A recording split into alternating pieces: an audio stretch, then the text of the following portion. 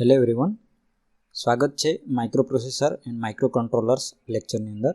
Chapter number 4 8051 assembly language programming. Next topic છે programming model of 8051 કે model 8051નું કેવી રીતના હશે, કે પ્રોગ્રામિંગ છે એ વર્કિંગ કેવી રીતના કરશે, ક્યાં ક્યાં સ્ટોર થશે અને કઈ મેમરીની અંદર જશે, કયા રજિસ્ટરની અંદર સેવ થશે અને ક્યાંથી ક્યાં જશે, તો એ પ્રોગ્રામિંગ ક્યાં સેવ થશે એ આ મોડલની અંદર જોવાનું છે. તો સૌથી પહેલાં છે એક્યુમ્યુલેટર એ રજિસ્ટર, કે રજિસ્ટર એ એક્યુમ્યુલેટર એસીસી કહીશું એને. તો એમાં E0H થી એટલું લોકેશન હશે, 0 to 7 સુધીનું એની અંદર લોકેશન એટલે 8 બીટનું હશે. E0H સ્ટાર્ટિંગ લોકેશનથી પછી નેક્સ્ટ જશે. PSW એમાં પણ 0 to 7 એટલે 8 બીટ હશે. એમાં પ્રોગ્રામ સ્ટેટસ વર્ડની અંદર આ ડીપમાં આવશે. નેક્સ્ટમાં આ બધા અંદર આવેલા છે પ્રોગ્રામ સ્ટેટસ વર્ડની અંદર, એમાં પણ D0થી એ સ્ટાર્ટ થશે. નેક્સ્ટ છે R0 R1, આ બધા રજિસ્ટર છે. R0 R1 R2 R3 R4 R5 R6 and R7 એટલે ટોટલ 8 રજિસ્ટર આની અંદર આવેલા છે. 0 to 7 એટલે 8 બીટનું છે. ત્યારબાદ 0 to 7 એટલે સ્ટેક પોઇન્ટર અહીંયા આપેલું છે એ 81H એનું લોકેશન સ્ટાર્ટિંગ લોકેશન છે, એટલું કે એની અંદર હશે. 0 to 7 8 to 15 DPTR 16 બીટનું હશે. કે આ DPL લો હશે 82H કે DPTR જે છે એ DPL છે આ લો હશે અને આની અંદર હાઈ હશે 83H થી સ્ટાર્ટિંગ હશે. આની અંદર 0 to 15 એટલે કે 16 બીટ DPTR હશે.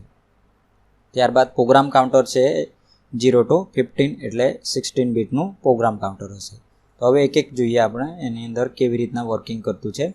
તો એક્યુમ્યુલેટર જે એ હતું એ જ છે એસીસી જેને કહેવાશે. The accumulator is the most important register for 8 bit arithmetic operation, કે અરિથમેટિક જે એડિશન છે, સબટ્રેક્શન છે, મલ્ટિપ્લિકેશન, ડિવિઝન છે, તો એના માટે 8 બીટનું જ્યાં અરિથમેટિક ઓપરેશન હશે તો એ રજિસ્ટર ખૂબ કામ આવશે, એટલે મેમરી કામ આવશે. The accumulator can also B addressed through special function register SFR, કે એની અંદર પણ હોય સ્પેશિયલ ફંક્શન રજિસ્ટરની અંદર એની ગણતરી થાય છે. 0E0H એનું લોકેશન હશે, એડ્રેસ હશે. Accumulator is a bit addressable SFR, એટલે કે એ એક્યુમ્યુલેટર છે એ bit addressable special function register હશે. ધ પ્રોગ્રામ સ્ટેટસ વર્ડ એટલે જેને PSW કહેવામાં આવે છે. હવે PSW રજિસ્ટર છે એ કેવી રીતના વર્કિંગ, એની અંદર શું શું આવેલું છે એ જોઈ લઈએ. The PSW register is addressable through SFR address 0D0H, કે એ પણ સ્પેશિયલ ફંક્શન રજિસ્ટરનો જ પાર્ટ છે. જેવી રીતના એસીસી માટે 0E0H હતું એવી રીતના 0D0H હશે એનું location. It is also bit addressable register, કે આ બીટ એડ્રેસેબલ રજિસ્ટર હશે. હવે સિવાય આની અંદર જે ફંક્શન પ્રોગ્રામ સ્ટેટસ વર્ડની અંદર જે બધા આવેલા છે કે શું શું હશે એની અંદર, તો એ જોઈ લઈએ કે 8 સિસ્ટમ હશે એની અંદર. કે એક તો પહેલું CY એટલે જેને કહીશું કેરી ફ્લેગ, એટલે જે પણ કેરીનું સરવાળો કરીએ તો ત્યારે જે કેરી વધશે તો એ ક્યાં સેવ થશે, તો CYમાં, તો એ કેરી PSWમાં હશે.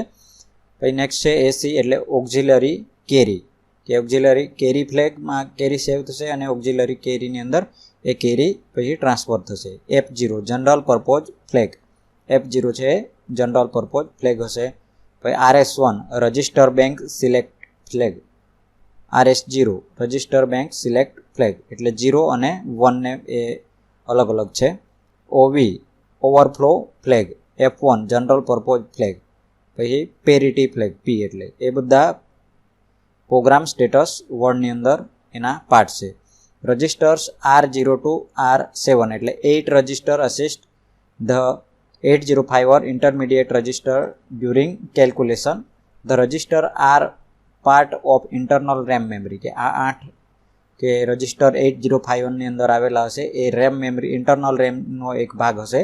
Register can be addressed with only 3 bits instead of the 8 bit needed to address one of the regular internal RAM address. There are total of 4 banks of 8 register to obtain fast content switching during interrupts. કે ઇન્ટરપ્ટ્સમાં એ 4 bank હશે, total 8 રજિસ્ટરની, તો એ બેની હશે, બેના ભાગ પડેલા હશે, તો એ સ્વિચિંગમાં કામ આવશે. ઇન્ટરપ્ટનું જ્યારે સ્વિચિંગ કરવાનું હશે તો ત્યારે એ કામ આવશે. નેક્સ્ટ જોઈએ the stack pointer. The stack pointer is addressable register. Its SFR address 81H. The 8-bit કે આ જે સ્ટેક પોઇન્ટર છે એ એડ્રેસેબલ રજિસ્ટર છે, એક પ્રકારનું SFR એડ્રેસ એનો 81H છે. The 8-bit stack pointer contain the internal RAM address at which the last byte was fused into the stack. કે 8-bit નું હોય સ્ટેક પોઇન્ટર કે એ ઇન્ટરનલ રેમની એડ્રેસ કરતું હશે. The last byte was fused onto the stack કે એ છેલ્લું જે પોઈન્ટ હશે, સ્ટેક એટલે નીચેનું આગળ જતું જશે, પુશ થશે અને પોપ એની અંદર એ ઇન્સ્ટ્રક્શન રહેલી હશે અને એના આધારે એ વર્કિંગ કરશે. લાસ્ટ જોઈ લે. A call to a subroutine or interrupt will push the low byte of program counter on the stack first કે એ લાઇનમાં એક પછી એક મૂકતા જશે અને એક નીચેનું છે એ અટકી રહેશે અને પછી નેક્સ્ટ એ જતું જશે. એટલે સ્ટેક પોઇન્ટરનું એ કામ હશે. ડેટા પોઇન્ટર કે જેને આપણે DPTR કહીએ છીએ, data pointer. The data pointer DPTR use to indirectly address data in ROM or external RAM કે રોમની સાથે અને એક્સટર્નલ રેમની સાથે જોડાયેલું હશે ઇનડાયરેક્ટલી રીતે. Therefore the pointer must be 16-bit wide કે 16 બીટનું એ DPTR હશે. The data pointer DPTR is the 8051 only user accessible 16-bit register કે 16 બીટનું યુઝર એસેસિબલ DPTR હશે 8051ની અંદર. It is split into 2 8-bit register in the SFR space as DPL low order byte and DPH high order byte કે DPL બે ભાગમાં વહેંચાયેલું હશે 8 બીટના. તો એક પહેલું હશે એ DPL લો ઓર્ડર બાઇટ, બરાબર. DPTRનું ડેટા પોઇન્ટર છે એ લો ઓર્ડરનું હશે, DPH હશે હાયર ઓર્ડરનું હશે. એટલે the name DPTR is reserved and can be used by some instruction to identify a single 16-bit register. Move DPTR @data એટલે ડેટા આમાં DPTRમાં એ પછી મૂવ થઈ જશે. એટલે આવી રીતના એનું સિમ્બોલ આવશે તો અને તો જ એ DPTR છે એ ઇનેબલ થશે અને પછી એ વર્કિંગ કરવા લાગશે. ધ પ્રોગ્રામ કાઉન્ટર કે પ્રોગ્રામ કાઉન્ટર શું છે? The program counter is normally incremented after fetching each instruction or operand byte during program execution. કે પ્રોગ્રામ કાઉન્ટર ક્યારે વર્કિંગમાં આવશે? કે જ્યારે એને એક્ઝિક્યુટ કરવાનું હશે, ફેચ અથવા એક્ઝિક્યુટ કરવાનું હશે તો ત્યારે કે ઇન્સ્ટ્રક્શન છે એને ફેચ કરવાનું હશે અને પ્રોગ્રામને રન કરવાનું હશે તો ત્યારે પ્રોગ્રામ કાઉન્ટરની જરૂર પડશે. The only method to modify this behaviour is with the jump, call and return instruction. કે આની અંદર આ મેથડની અંદર કે જમ્પ, કોલ અને રિટર્ન જે છે એ પ્રોગ્રામ કાઉન્ટરની અંદર ઇન્સ્ટ્રક્શન આવતી હશે. Also interrupts can change the program counter's value. The program counter is not available as SFR register like all other internal register. કે પ્રોગ્રામ કાઉન્ટર SFRની અંદર આવતું નથી પણ એ અલગ જ રજિસ્ટર હશે. હવે અલગ અલગ પ્રકારના એડ્રેસિંગ મોડ્સ આવશે. Next theory addressing modes. તો એડ્રેસિંગ મોડ કયા પ્રકારનું આવશે? તો એક પહેલું આવશે તો એ હશે ડાયરેક્ટ એડ્રેસિંગ કે એક ડાયરેક્ટ એડ્રેસિંગ, બીજું હશે ઇનડાયરેક્ટ એડ્રેસિંગ, ત્રીજું register addressing, register specific addressing, immediate addressing, external addressing. એક્સટર્નલ એડ્રેસિંગમાં code access and data access છે. તો આ બધા ડીપમાં જોવાનું છે કે કેવી રીતના એની અંદર આ ક્લાસિફિકેશન છે એડ્રેસિંગ મોડનું. જ્યારે એક્ઝામમાં પૂછાશે કે એક્સપ્લેન અથવા classification of addressing mode, explain addressing mode આવે તો પણ લખવાનું અને ક્લાસિફિકેશન ઓફ એડ્રેસિંગ મોડ આવે તો પણ સૌથી પહેલાં ક્લાસિફિકેશન કરવાનું અને લખ્યું હોય કે એને એક્સપ્લેન કરો તો કોઈ પણ એક્સપ્લેન કરવાના રહેશે. જો બધા કીધા હોય તો બધા કરવાના અને કોઈ એક જ કીધું હોય તો એક જ એનું એક્સપ્લેનેશન કરવાનું રહેશે. નેક્સ્ટ જોઈએ ડાયરેક્ટ એડ્રેસિંગ મોડ કે ડાયરેક્ટ એડ્રેસિંગ મોડ કેવી રીતના વર્કિંગ કરશે. In this mode the operand is specified by an 8-bit address field in the instruction કે આ મોડની અંદર કે ઓપરેન્ડ છે is 8-bit addressable field in instruction કે ઇન્સ્ટ્રક્શન 8-bit એડ્રેસેબલમાં વર્કિંગ કરતી હશે. One can access all the 128 byte of internal RAM and the SFR directly કે 128 બાઇટની ઇન્ટરનલ રેમ હશે SFR ડાયરેક્ટલી વર્કિંગ કરશે. Using the single byte address that is assign to each RAM location and each special function register કે એ RAM સાથે વર્કિંગમાં assign કરેલું છે location. The most significant bit the address decide whether the location is within the on chip internal RAM in special function register કે special function રજિસ્ટરની અંદર એ ડિસાઇડ કરેલું હશે. If MSB 0 most significant bit જો 0 હોય than the location is within on chip internal RAM કે જો 0 હોય તો the location is within on chip internal RAM સાથે જોડાયેલું હશે. If MSB 1 then location is the special function register કે ઓન ચિપ કે આ બે ડિસાઇડ કરશે. એક તો ઓન ચિપ ઇન્ટરનલ રેમ સાથે કે ક્યારે લોકેશન એનું થશે તો MSB = 0 હશે ત્યારે, અને MSB = 1 હશે તો એ સ્પેશિયલ ફંક્શન રજિસ્ટરનું લોકેશન લેશે.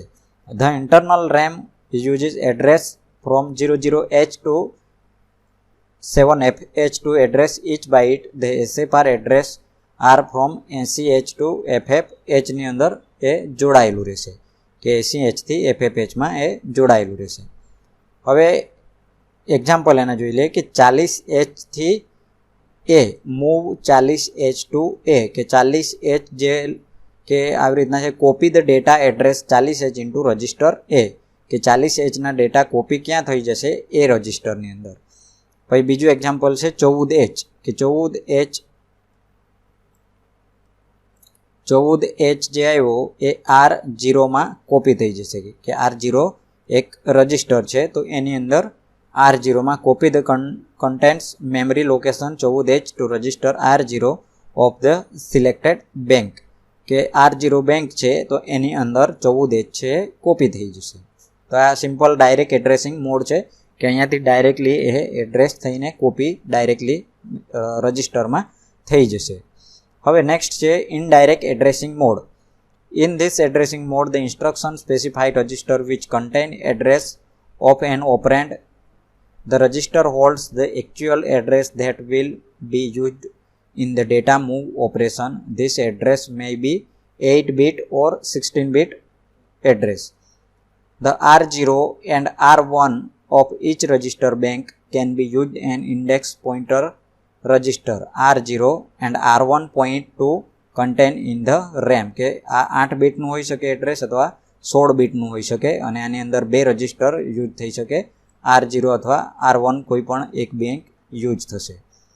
The @ sign indicate the register act pointer to memory location કે આ ઇનડાયરેક્ટલી કેવી રીતના વર્કિંગ કરશે કે @ સાઇન હશે indicate the register act pointer to memory location કે મેમરી લોકેશનને ડિસાઇડ કરશે.